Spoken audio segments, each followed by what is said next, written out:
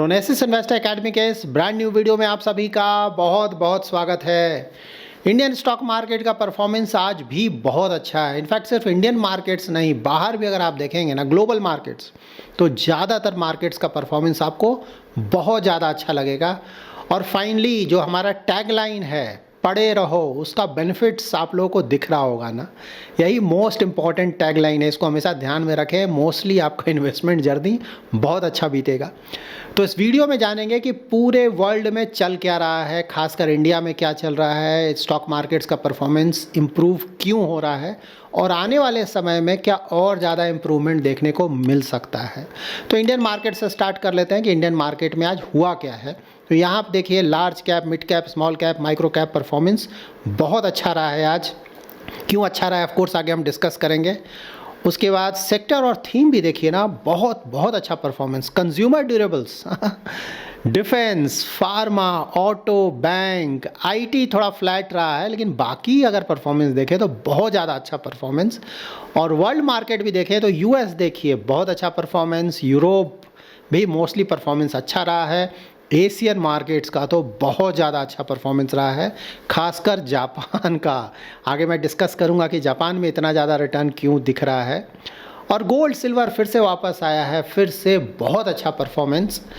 तो देखिए, सबसे पहले जापान कवर कर देता हूँ, उसके बाद इंडिया में आते हैं, क्योंकि जापान का रिटर्न सुबह तो मतलब 5% के आसपास था जापान का मार्केट ऊपर, उसके बाद 4% के आसपास, और थोड़ा और नीचे गिरा, लेकिन अभी भी बहुत अच्छा परफॉर्मेंस है। तो देखिए, जापान में इलेक्शंस हुआ था, तो वहाँ जो करंट प्राइम मिनिस्टर हैं सनाए ताकाइची, उन्हें लैंडस्लाइड इलेक्शन विक्ट्री मिला है। पहले लग रहा था ना कि पता नहीं क्या होगा, क्योंकि उन्होंने बहुत बड़ा रिस्क लिया था। ऑलरेडी प्राइम मिनिस्टर थी, लेकिन बीच में ही उन्होंने इलेक्शन करवा दिया था, तो रिस्की बेट था, बट हाँ पेड ऑफ। तो बहुत ज़्यादा अच्छा खासा उनको मेजोरिटी मिला है। तो अब अच्छी तरह से वो जो भी उनकी पॉलिसीज़ हैं उसको इम्प्लीमेंट कर पाएंगी। तो अभी जो भी जापान में चल रहा है ना, उसको हम लोग बोल रहे हैं ताकाइची ट्रेड। तो इसका मतलब ये हुआ कि जो उनकी इकोनॉमिक पॉलिसीज़ है ना, वो ग्रोथ फोकस्ड है, मतलब वो ज़्यादा से ज़्यादा ग्रोथ को बढ़ावा देना चाहती हैं। और ग्रोथ आएगा तो इक्विटी में परफॉर्मेंस भी नेचुरली आएगा। तो यहाँ पे वो जो मॉनेटरी पॉलिसी है उसको लूज़ रखेंगी वो, साथ ही जो गवर्नमेंट स्पेंडिंग है उसको ज़्यादा ज़्यादा बढ़ाएंगी। और ये सब करेंगे तो ऑफकोर्स जो येन होगा वो और वीक होगा, जिससे उनके एक्सपोर्ट को और ज़्यादा बढ़ावा मिलेगा। तो इसीलिए जापान में तेज़ी देखने को मिल रहा है, और यस, आने वाले कुछ और समय तक इस तरह का तेज़ी देखने को मिल सकता है। इंडिया के लिए भी अच्छा है, क्योंकि ये जो प्राइम मिनिस्टर है ना, वो थोड़े एग्रेसिव है, खासकर चाइना को लेकर। पहले आप लोगों ने सुना होगा ना, स्टेटमेंट्स उन्होंने कुछ चाइना को लेकर दिया था। जापान काफ़ी सालों से ना वर्ल्ड वॉर 2 के बाद डिफेंस में ज़्यादा खर्च नहीं कर रहा था, लेकिन अब डिफेंस में अच्छा खासा खर्च हो रहा है। आने वाले समय में और लग रहा है कि बढ़ेगा। और अगर जापान स्ट्रांग होता है डिफेंस के मामले में तो हमारे लिए अच्छा है, क्योंकि वो एक चाइना को काउंटर बैलेंस देगा। सो नाउ जान लेते हैं इंडियन मार्केट्स में क्या चल रहा है, इतना तेज़ी किस खुशी में आया। तो देखिए, इंडिया यूएस ट्रेड डील का फ़ायदा मार्केट्स को अभी भी मिल रहा है।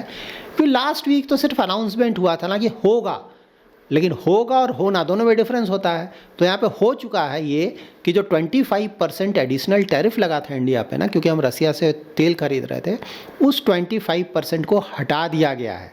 ठीक है, तो वो बहुत बड़ा पॉजिटिव है। तो अभी हमारे ऊपर, इंडिया के ऊपर, सिर्फ 25% का टैरिफ ही बचा है, और माना जा रहा है कि मार्च तक ये डिस्कशंस जो है, इनिशियल पार्ट, वो पूरा हो जाएगा। उसके बाद साइन हो जाएगा। एक बार सिग्नेचर हो गया तो ये जो 25% है वो घटकर 18% हो जाएगा। तो 25% ऑलरेडी जा चुका। ऑफकोर्स मार्केट को उसकी खुशी, और प्लस ट्रेड डील से रिलेटेड बहुत सारे डिटेल्स अब बाहर आ रहे हैं। पहले था कि एग्जैक्टली क्या है क्या नहीं है, थोड़ा कन्फ्यूजन था मार्केट को, लेकिन फाइनली जो भी डिटेल्स आ रहे हैं मोस्टली वो पॉजिटिव है, इसलिए मार्केट पॉजिटिवली रिएक्ट कर रहा है।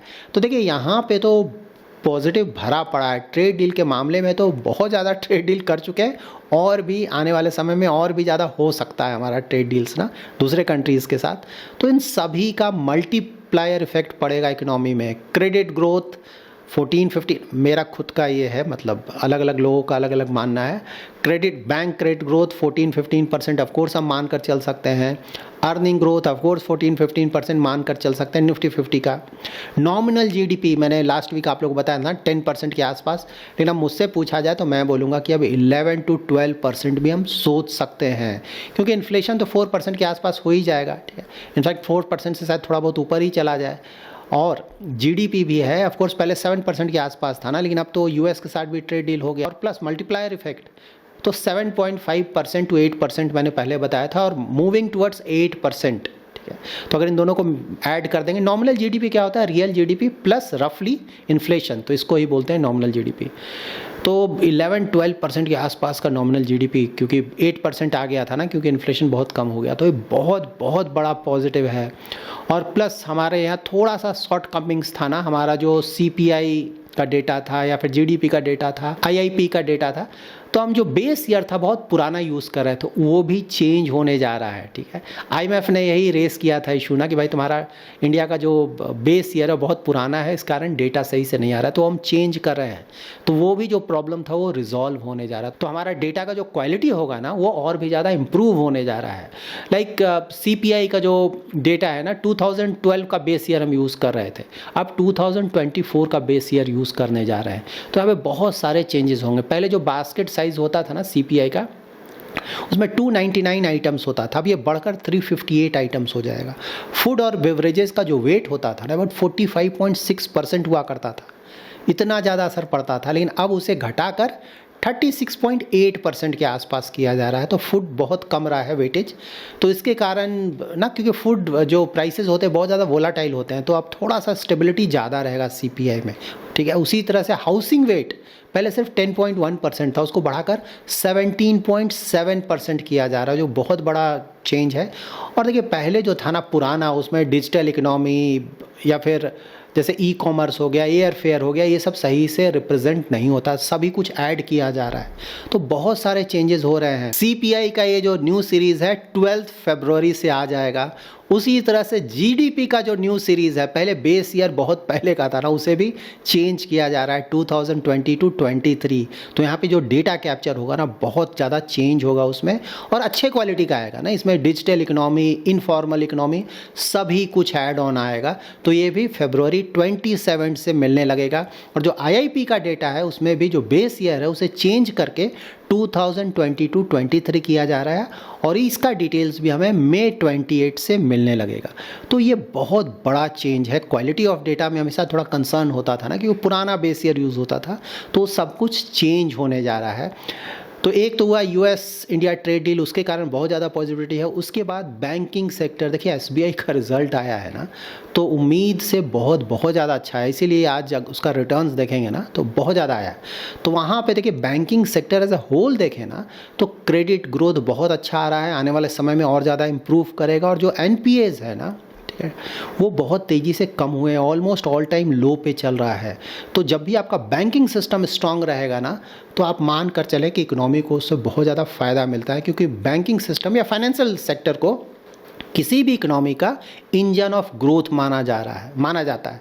तो ये बहुत बड़ा पॉजिटिव है। इसके अलावा एफआईआईज भी फाइनली आना स्टार्ट कर चुके हैं, कि जिस दिन से ये ट्रेड डील का अनाउंसमेंट हुआ है उसके बाद से पैसा आ रहा है। लाइक सेकंड को डोनाल्ड ट्रम्प ने अनाउंसमेंट किया ना, तो थर्ड को एफआईआईज का पैसा आ चुका हमारे यहाँ अच्छा खासा, 5236 करोड़ का आया 3 फरवरी को। उसके बाद 6 फरवरी को फिर से, मैं ये जो डेटा बोल रहा हूँ वो नेट पॉजिटिव है, ठीक है ना, मतलब net purchase minus net sales, तो पॉजिटिव जो फिगर है वो बोल रहा हूँ। और 6 फरवरी को ही पॉजिटिव आया है, ये 1950 करोड़ का इन्वेस्टमेंट किया है। सो टोटल फरवरी मंथ देखें ना, तो एफआईआईज ने अबाउट 2645 करोड़ का इन्वेस्टमेंट किया है, क्योंकि तो बहुत बड़ा पॉजिटिव है। हम लोग इसको लेकर थोड़ा परेशान थे ना कि भाई एफआईआईज का नहीं, तो फाइनली थोड़ा बहुत तो आना शुरू हो गया है। और उम्मीद है कि आने वाले समय में जैसे जैसे इकोनॉमी और ज़्यादा इम्प्रूव करेगा, स्टॉक मार्केट का रिटर्न थोड़ा आने लगेगा, तो वो भी थोड़ा बहुत और पैसा आ सकता है।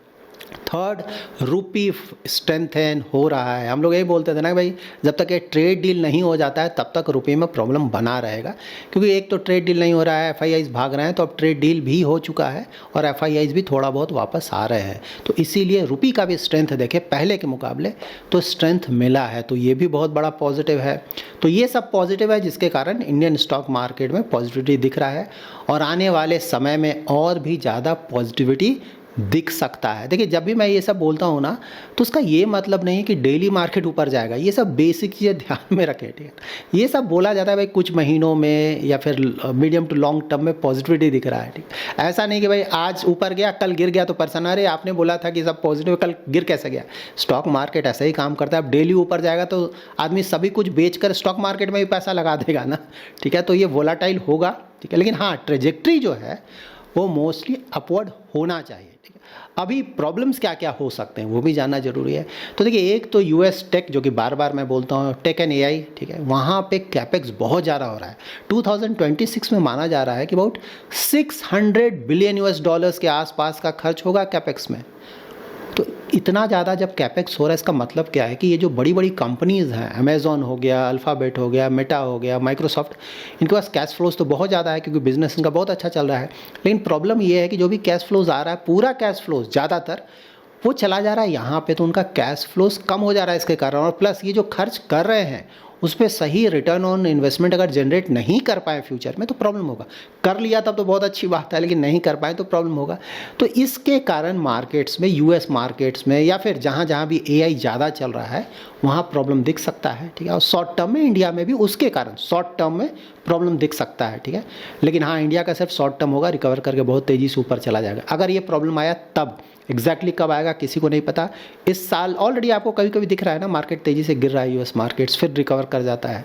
तो इस साल के मिड तक या लास्ट तक शायद ये प्रॉब्लम देखने को मिले। गोल्ड और सिल्वर अगर देखेंगे बहुत अच्छा खासा तेज़ी देखने को मिला है।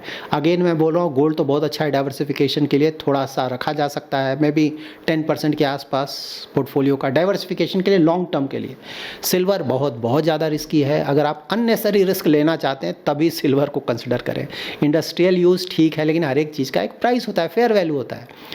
तो इंडस्ट्रियल यूज़ जितना था उसका जो फेयर वैल्यू था उससे बहुत ज़्यादा ऊपर गया था सिल्वर, इसीलिए बहुत तेज़ी से गिरा। और अभी भी देखें तो ओवर वैल्यूएशन है, यहाँ से हो सकता है ऊपर जाए ना, क्योंकि बहुत वोलाटाइल है। इसका ये मतलब नहीं है कि रिस्क नहीं है, रिस्क बहुत ज़्यादा है, क्योंकि ज़्यादातर जो रिटर्न आना था वो आ चुका है। उसके बाद देखिए, अभी जो बिल्कुल शॉर्ट टर्म में रिस्क बोलेंगे ना, बहुत बड़ा रिस्क, वो ऑफकोर्स US ईरान, मतलब ये किसी भी मोमेंट स्टार्ट हो सकता है, तो वो एक बड़ा सॉकर होगा। अगेन सबसे बड़ा प्रॉब्लम यहाँ पे ये आएगा, US ने अटैक किया ठीक है, लेकिन अगर ईरान की तरफ से बड़ा रिटेलिएशन आया जिसके कारण US के जो एसेट्स हैं उस पर अगर प्रॉब्लम आने लगा, तब मार्केट अच्छा खासा वहाँ पे एटलीस्ट शॉर्ट टर्म में, अगेन शॉर्ट टर्म में, ठीक है, बुरी तरह से गिर सकता है। तो एक अच्छा बाइंग अपॉर्चुनिटी देगा। बट हाँ, ट्रेजेक्ट्री देखें इंडियन मार्केट्स का ओवरऑल, क्योंकि ये सब तो इवेंट है ना, कभी भी हो सकता है, ये तो हमें पता है। अननोन भी बहुत सारा चीज़ है जो कि हो सकता है, ये अलग चीज़ है। लेकिन मीडियम टू लॉन्ग टर्म में इन चीज़ों का ज़्यादा फर्क नहीं पड़ता, इसीलिए बोला जाता है पड़े रहो। तो मोस्टली ट्रेजेक्ट्री पॉजिटिव लग रहा है और यहाँ से उम्मीद है कि थोड़ा बहुत up down of course stock market है चलेगा, लेकिन मोस्टली यहाँ से परफॉर्मेंस इंप्रूव होना चाहिए। यहाँ पे आपको हमेशा ध्यान में रखना है कि अगर स्टॉक मार्केट से अच्छे रिटर्न जनरेट करने हैं तो आपको क्वालिटी का ध्यान रखना होगा, अच्छे क्वालिटी के mutual funds, diversified mutual funds, और साथ ही अच्छे क्वालिटी के स्टॉक्स, अच्छे वैल्यूएशन पे। अगर इन चीज़ों का ध्यान रखेंगे और लॉन्ग टर्म तक बने रहेंगे तो मोस्टली आपका जो इन्वेस्टमेंट जर्नी होगा उसका एक्सपीरियंस काफ़ी अच्छा होगा। So that's it in this video. अगर आपको ये वीडियो पसंद आया है तो ज़रूर लाइक एंड शेयर करें। पहली बार हमारे यूट्यूब चैनल पे आ रहे हैं तो चैनल को ज़रूर सब्सक्राइब करें।